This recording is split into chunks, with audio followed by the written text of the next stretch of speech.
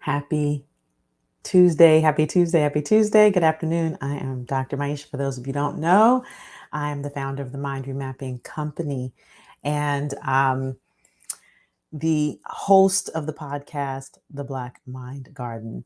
So before I get right into it and tell you what we're going to talk about, I just want to share with you all that, and I haven't shared this yet, that we are having a flash sale this week on the Trauma Informed Communication course. So I will put the details in the show notes as well as in the description, but you can use the code transform TICC. So that's transform TICC. And that will give you the $150 off code that you can use to, let me just make sure I have this code. This code. It is, and I just want to make sure I give you the right code. I know I should know this already, but I don't want to make the mistake. Yep. So it's, I'm glad that I did that. So you can use the code TICC transform. I'll leave it in the notes. TICC transform, and that will give you $150 off this week only for the trauma informed communication course, communication that transforms. And I will put that link in the comments so that you can check that out. And if you are interested to register, you can do so. So I'll make sure to do that.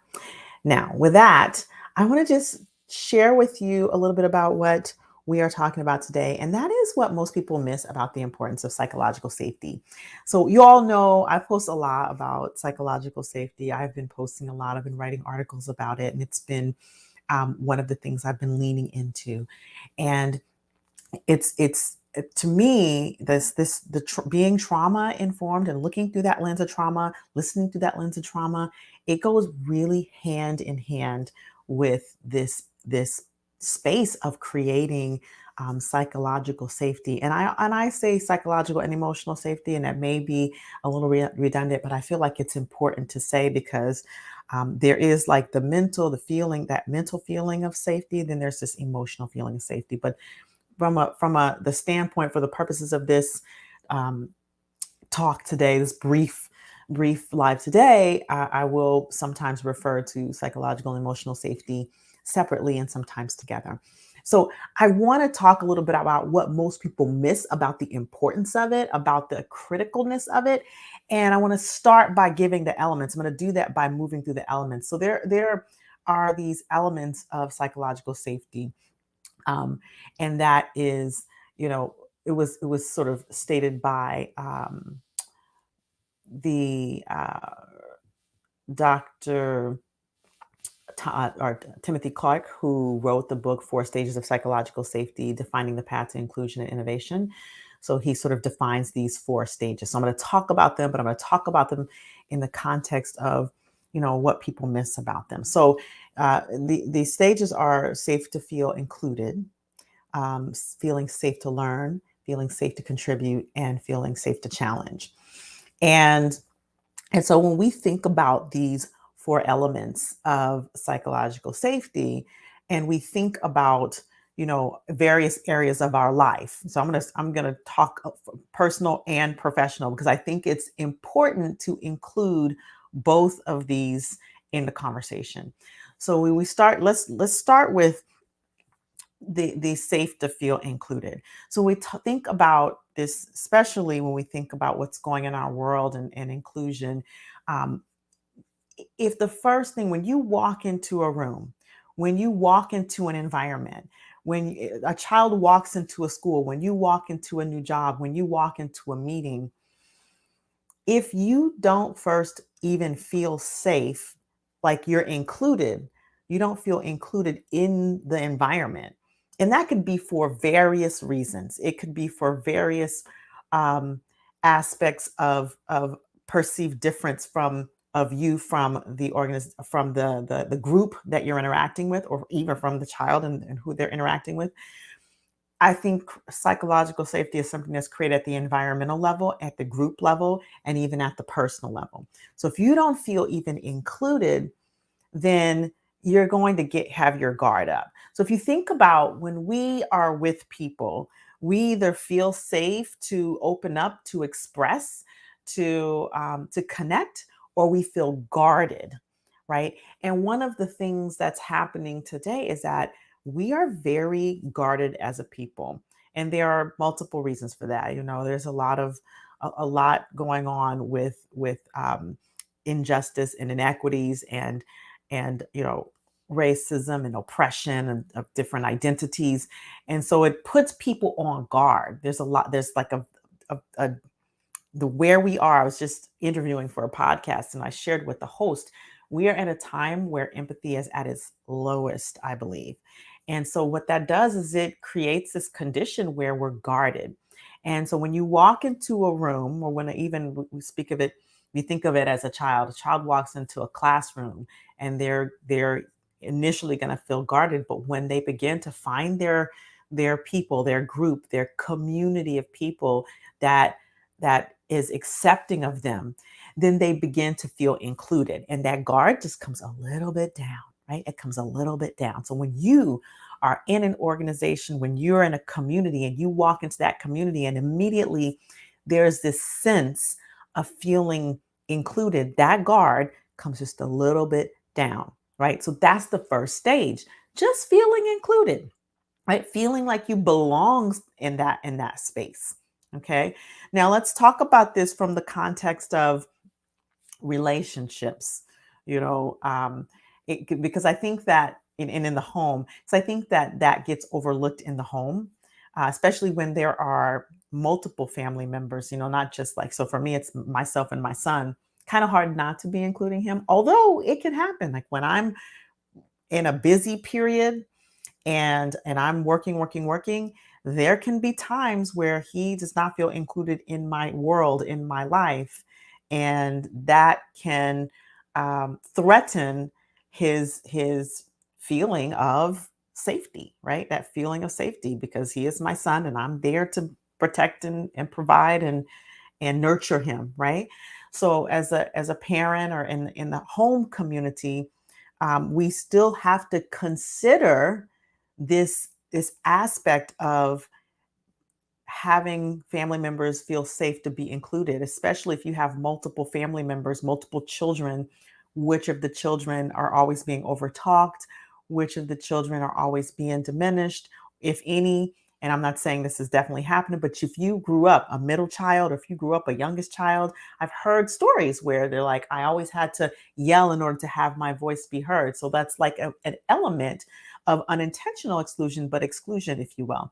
So in the home, there's that. And then organizations, I think we see so many examples of what what constitutes exclusion and inclusion, and so I won't go too deep into that because that's a whole discourse that we can walk. And there's whole, now there's a whole industry around inclusion and diversity and belonging, and I think that is where the work is being done. But I think it's useful and I actually am inside of that, right? And I think, but it's useful to understand that there's this aspect of psychological safety that happens when people feel included. All right. So then when they feel included, they feel safe. They begin to it's the next level is feeling safe to learn. Is there a place where you feel safe to not only learn, because inside of learning, guess what, is making mistakes, right? So we don't always think about learning in this context. We think of, learning as taking in information, but people learn in different ways. People learn by the way seeing things, by hearing instructions, but mostly people learn by doing. And if there's no space to make mistakes, like there's no safety to learn by somewhat trial and error and making mistakes. And of course, there are in some realms, there are grave consequences to making mistakes. And most times there's also steps before you get to be released into an environment where the consequences are that grave. However, if there's not in the fabric, not the fringes of mistakes, if there's not room to make mistakes as you learn, then that actually stunts the ability to learn, right? So there's a barrier to feeling safe in that environment. So let's talk about it in the home, and then let's talk about it in the organization. So in the home, um, there are two ways that safety to learn and that safety to make mistakes can be modeled, or the lack thereof, right? One is the outward criticism of the parent or the partner or the sibling. There's no matter what's happening, there's always something wrong. When the person does something positive, there's always a criticism. So constant criticism, and you could map this onto the corporate space as well. You might be hearing already constant criticism, especially when there's a mistake, but even when there's something good that's being done, it actually suppresses a person's safety to learn and to be make mistakes, which then leads to this inability to contribute, which is that next stage. But staying in the learning, the other way that I think that is less obvious is the modeling of perfectionism. So when we as parents, as mentors, as siblings, when we model this sort of perfectionism, and we're being that hard on ourselves, and that's not doesn't mean we don't strive for excellence, but when we're modeling perfectionism, that gets internalized in our kids, that gets internalized in the people around us, and it does. Um, it it creates the conversation around I can't make a mistake, and mistakes are part of learning. Like we talk about failure, and I've had many conversations, if you listen to me, if you follow me, around failure being feedback. But if there's no room for failure or falling short of a goal or making a mistake, then it does take away that safety to learn and grow. Okay. And if there's no, and I put it in the context of home, but think about it in the context of an organization, right? When a person first comes into an organization, we talk about employee well-being, or even just in general, in performance. If there is no room, and I'll give you an example. I was in medical school. One of the things that, not so much in residency for me, but I know this happens in residency for some specialties. But for sure in medical school, one of the conditions that would happen was that, if you are on rounds and asked a question and you didn't know the exact right answer and you didn't know it fast, then um, that that was a ding against you, right? You could be penalized for that, especially if you gave a wrong answer. Now, we talked about in our last session how different people process information. Some people, especially extroverts, they can spout out things very quickly. They process very quickly, and some people need to go inside and need to process, need to feel in their body, need to, take a little time, and then they can come back with the answer. So when we're not accounting for these different types of learning styles, these different um, needs of processing, then and this need to walk things through trial and error, then we take away that safety to learn and grow.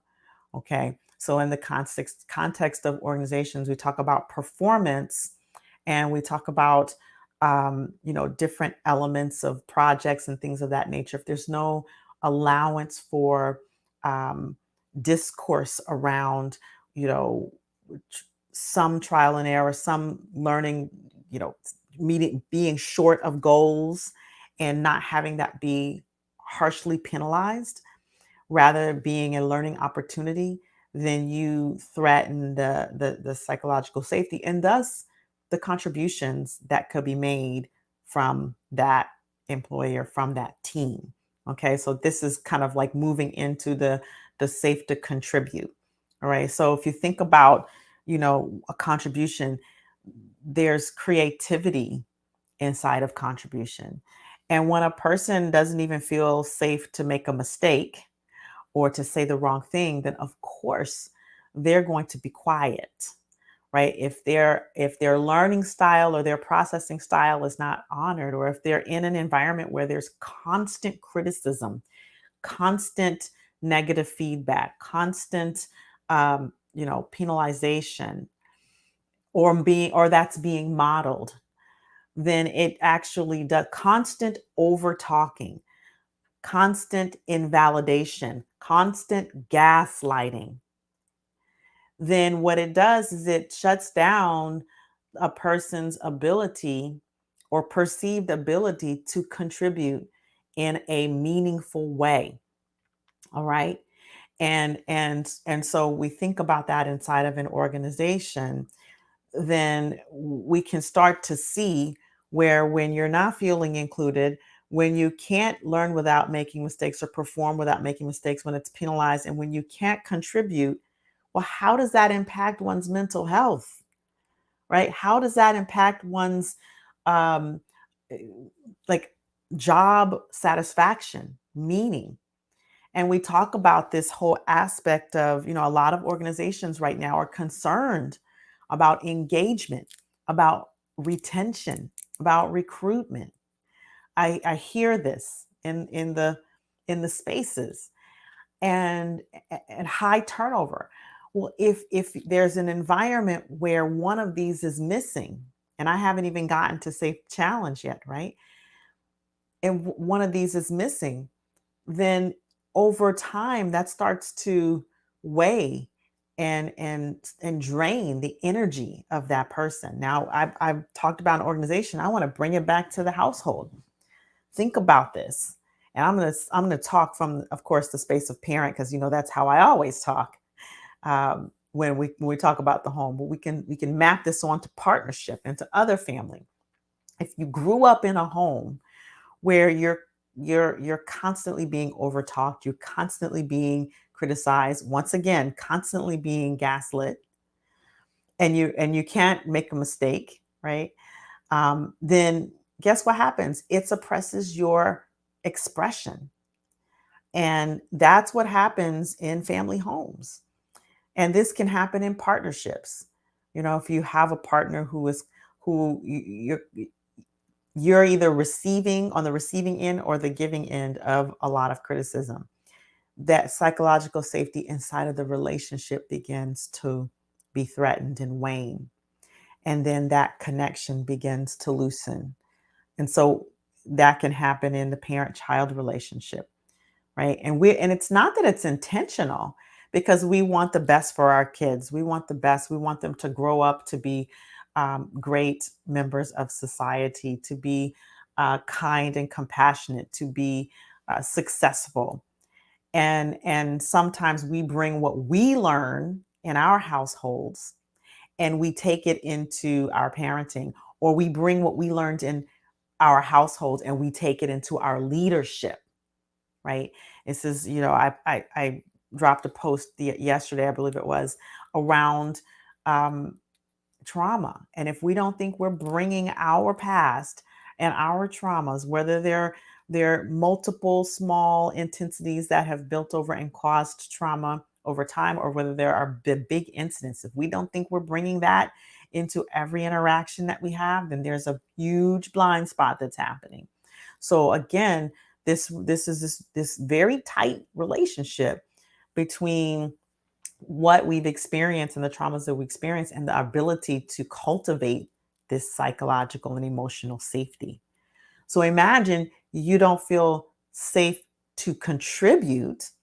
Well, then how in the world would you feel safe to challenge the status quo? So you see how one leads to the next, right? And so even if your um, idea or your challenge or your expression is a valid one, when there's no safety in the space, when the organization or the environment that is created, or the culture that's created, is not a safe culture, then a person won't challenge the status quo.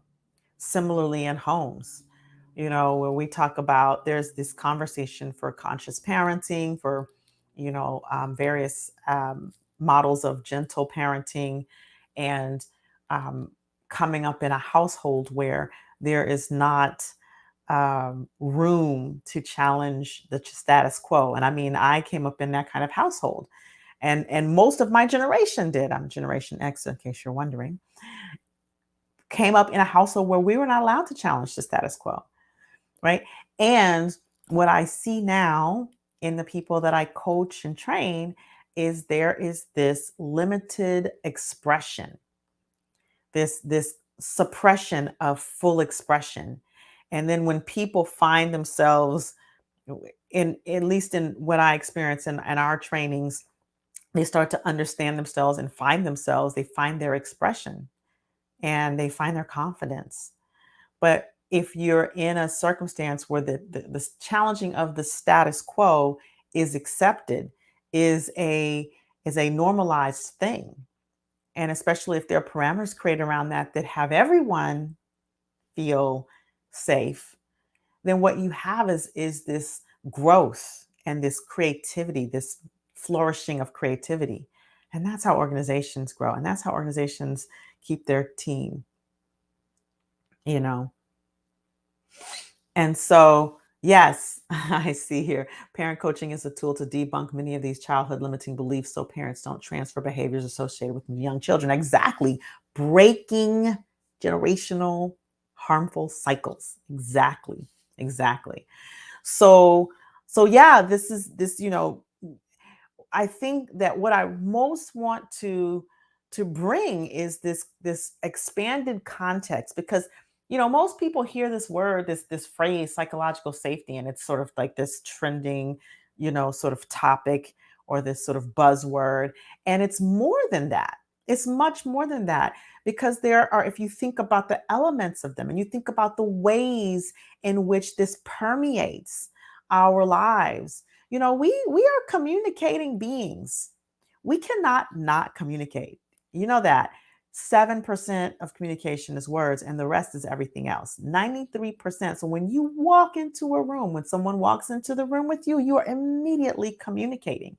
And we don't often think about how we are communicating, or what we are communicating, or whether our communication is is cultivating this sort of psychological, emotional safety, and whether we feel safe enough.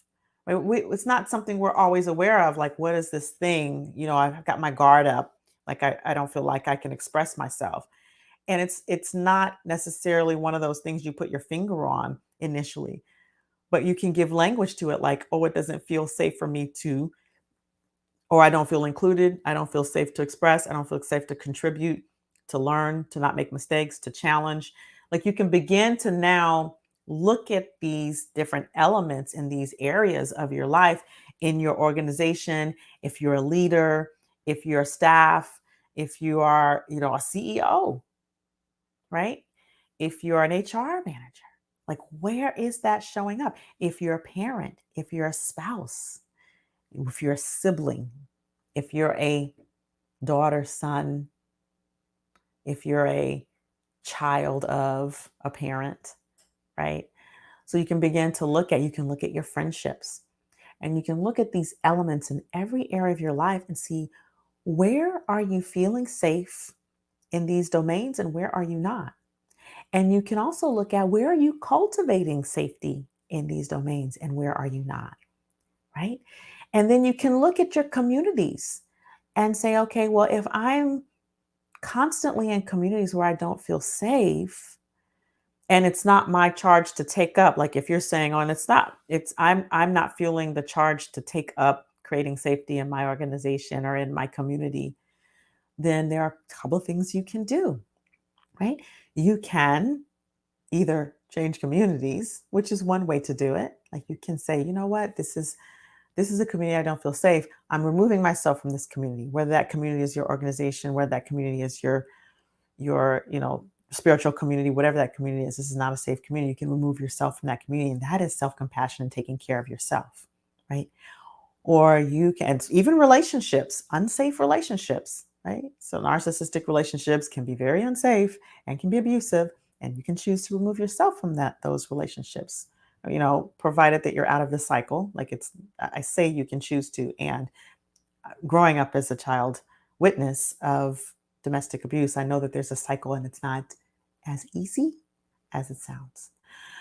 However, in organizations, you might decide, you know what, this is something I want to bring to the leadership, or this is something that I want to bring to the community if you're in a community, and start to cultivate conversations around psychological safety. And of course, if you want um, help with that, assistance with that, that's what I'm here for. That's what I do. I do consulting, training around this work, being trauma informed. And so these are the conversations I cultivate. These are the speaking engagements that I primarily do, and this is the work that I teach inside of my certifications as well. So um, these are conversations to be cultivated. And then if you're a leader and you're noticing, oh, we're not cultivating psychological safety in our organization, in our company, in our church communities, in our spiritual communities, if you notice that, then it's your responsibility, because see, safety happens in organizations from the top down. It starts like the leaders set the tone. The leaders set the tone. If you are a parent in the household, you are the leader of that household, and you set the tone of safety in the household, right? And if you are a leader in a spiritual community, a pastor or a clergy member, or whatever the leadership is in your spiritual community, you set the tone. If you are a leader at an organization, a CEO or a senior leader, or one of the higher leadership teams, a director, you set the tone, right? The leaders set the tone, and others model that. And so this is one of the things I think this is one of the things that people miss about the importance of psychological safety and how it's cultivated. It's not just a buzzword. There are these elements that are critical to if your people in your organization don't feel safe, guess what they're going to do? They're going to leave. If your community members in your church or your spiritual community, they don't feel safe, guess what they're going to do? They're going to find another community. And if your children grow up feeling not safe, first chance they get, they're going to be out, and they're going to create distance. And in the home, they may create emotional distance, but there are other more grave impacts to that as well that are outside of the context of this conversation. But I will be having a conversation with Dr. Lulu. Shout out to Dr. Lulu soon.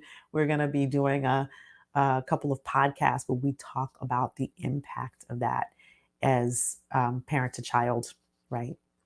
And so, um, this is the message that I wanted to bring today. I just wanted to kind of share that psychological safety is more than a buzzword. There are elements to it, and these elements are very critical in organizations, for leaders, for staff, for employees, for employee resource groups, and in family members on the personal side, and family members and communities and groups and things of that nature. And how do you begin to cultivate those conversations and that space?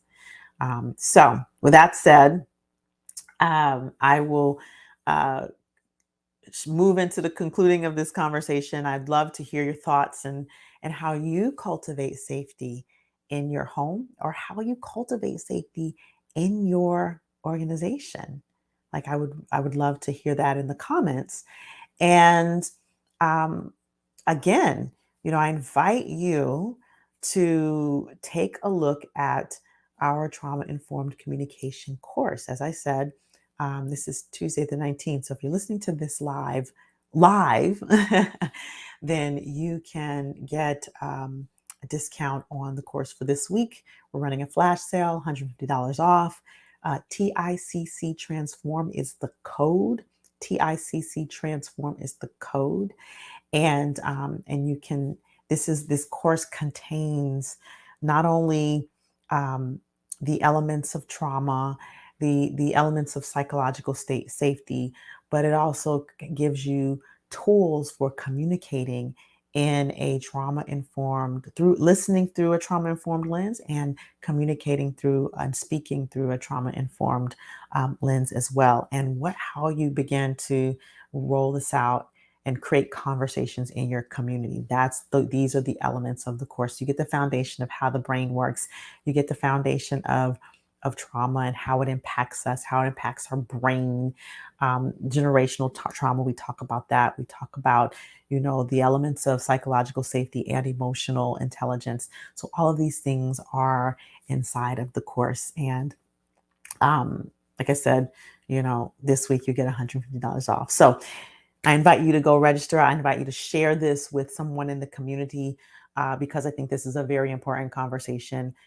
Empathy is at its lowest, psychological safety, emotional safety is at its lowest. And we really, really need to be cultivating and opening this conversation in our organizations and in our community. All right.